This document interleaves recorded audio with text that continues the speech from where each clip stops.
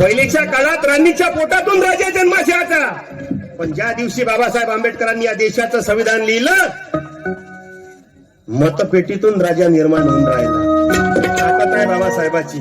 मग तो हिंदू असो, बुद्ध असो, ख्रिश्चन असो, चांभार, धनगर, तेली, नाभी, मातंग, ब्राह्मण, सर्वांना एक समान मताचा अधिकार दिला बाबासाहेबांनी. पण आम्ही किंमत नाही केली मताची. एक म्हैस जर घ्यायला मार्केटमध्ये जाण तर 80,000 रुपयाची म्हैस आहे. एक चांगली जोडी जर घ्यायची आहे बैलाची तर 1.5 लाख रुपये किंमत आहे बैल जोडीची. आणि चांगलं कुत्र जर घ्यायचं असेल तर 5 ते 10 हजार रुपयाचं एक कुत्र आहे. आणि काही मुर्दाड लोक आपलं मत विकते 500 रुपयात. काही गावात नारा चालू आहे, जो पाजन दारून खाऊ घालन मटन त्याच्याच नावाचं दाबू बटन. मग एक वाटी रस्ता 5 वर्ष बोंबलं.